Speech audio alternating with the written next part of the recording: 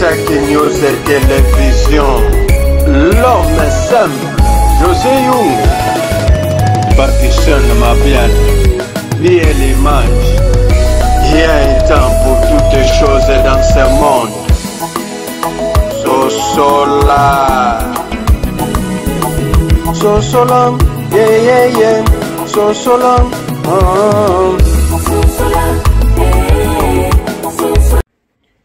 Bonjour, bonsoir na batu nyonso oyo balandaka biso na kati ya Isaac News et Télévision na pesi bino nyonso mbote bandeko. Mbote na bakongolais nyonso na bakongolise, bakongolais, bakongo, bagnani nyonso na pesi bino mbote. Bandeko tozo kamwa. Mboka na biso tozaka na banani. Batu nyonso oyo ba présenta biso lokola ke baza bakonzi baza ese baza pour population baza pour mboka to baza pour benemi. Bandeko video nazo tiela bino e osala bino somo. E osala bino somo pourquoi? Soi-disant, je te dis bien, soi-disant président de l'Assemblée nationale, Moutozo, c'est la publicité, il y a banane, il y a M23. Que parmi les villages, il y a Bukavu, ils ont tombé. Qu'est-ce que c'est que Kende ko kanga nanite, Vital Kamerhe.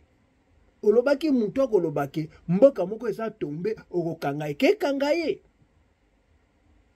Obi mboko yo, bande konanga bo eskize nga mboko yo nakomo bangango. Nakomo bangango na ndenge ya mabe. Pourquoi batu bakoza muta mabe boy? Batu baza muta mabe boy pourquoi? Bandeko. Vital Kamerhe Moutozo lobake mboka boeza tombe, mutu oya zoloba wana, oya zosa la publicité wana nani, Vital Kamerhe bandeko. Bandeko. Obi, soko tali, mboke komonde ya manzanza. Seigneur. Mboka na biso komonde ya manzanza. Omuni ndenge tondo osala, osali mutu ka manzanza, ndenge mboka na biso ekoma. Wapi Kongo ya Lumumba? Wapi batoyo baza po bafandi wana pona ba servi mboka? Batu nyonso bozotia ba traître. Yango fachi ba ebisaka oke mutu neti Vital Kamerhe aza mutu lisusu te ya kozonga kana na leni ya nino ya politique. Il faut pas déclasser avant libella ninga kende kona kende asilangala yo zongi selisus mungune munene Vital Kamerhe wana bosomona bandeko makamu Vital Kamerhe azoloba yo go kamwa Vital Kamerhe muto azosa la publicité ke mboka boy eza tombe Vital Kamerhe oyo balandaka ye batu de mokili mobimbezo landa ye me ya zo sala publicité ya ba M23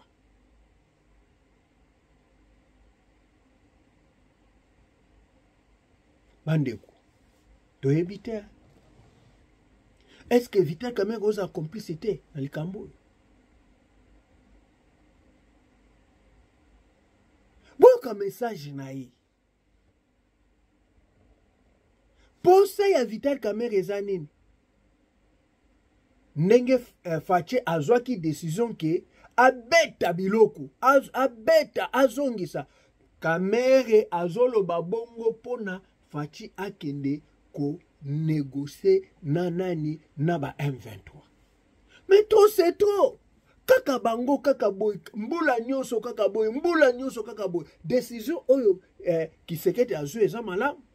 Oyo yako pousse yako beta pe bango bazo banga te ko ya epa na biso bazo boma bandeko bolanda 9000 oyo bayebisi bino wana soki 900 personnes eza lokuta bato bakufi bato bakufi na Goma wana bato bakufi lisekita bandeko bacomplexe eza ba Vital Kamerhe bato a este oyo bato teke oyo ya este boye bato oyo bozomona ke oyo bato bazalaka soi-disant banani ya este banani de bango nde bazoteka mboka bango bandeko na nga nakosa bino te ya liboso eza Vital Kamerhe bolanda video oyo bandeko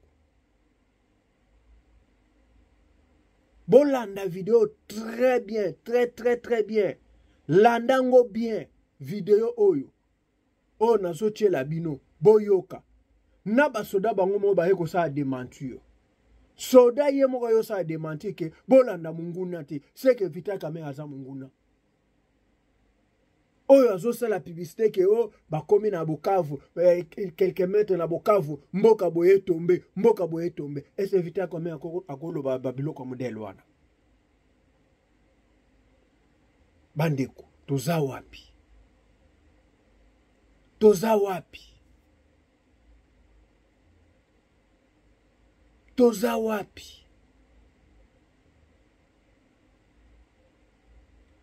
bosala très attention na bakamera wana bayebi baseke bayebi makambo azosala nazotikela bino bolanda video bolike bocha bacommentaire bobosana nyonso te bocha bacommentaire bolanda video ya Vital Kamerhe tokutana na basema bye bye. Michel Kivu du Nord qui peut vous dire que Nyabibwe est effectivement tombé cette nuit. Ils sont à Iousi. Iousi, c'est à quelques milles de Katana. Katana, c'est déjà la ville de Bukavu. C'est pourquoi je vous ai dit, est-ce que nous allons continuer à tourner en rond ou nous allons donner la matière au président de la République pour montrer? Le commandant de la 3e zone de défense, le lieutenant général Massounjou Pacifique, porte à la connaissance de toute la population de la province du Sud Kivu en général et celle du territoire de Calais en particulier, qu'il vient personnellement de conduire une forte délégation au chef-lieu du territoire de Calais ce jeudi 6 février 2025 jusqu'à Ihoussi, en passant par le cité de Katana, Kabamba, Kacheke et Michebere. Cette tournée sur toute la ligne de front a comme objectif de couper court aux rumeurs propagées par l'ennemi faisant état de l'occupation de l'armée rwandaise et ses pantins du M23 de cette entité administrative.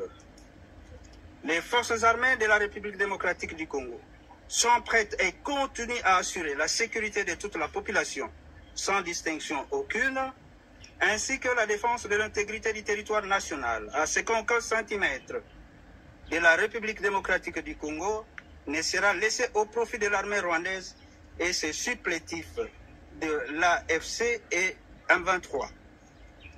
Nous appelons toute la population de la province du Sud Kivu en général et celle de la ville de Bukavu en particulier au calme et à faire confiance à son unique armée, le FARDC, et de ne pas prêter oreille aux messages mensongers propagés par l'ennemi de la République dans les réseaux sociaux et ne jamais le relayer sous quelque forme que ce soit.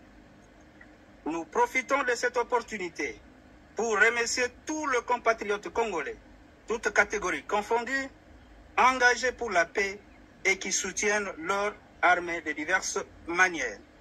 Fait à Bukavu, le 7 février 2025, Major Nestor Mavudissa, coordonnateur SIFA et porte-parole à la 3e zone de défense.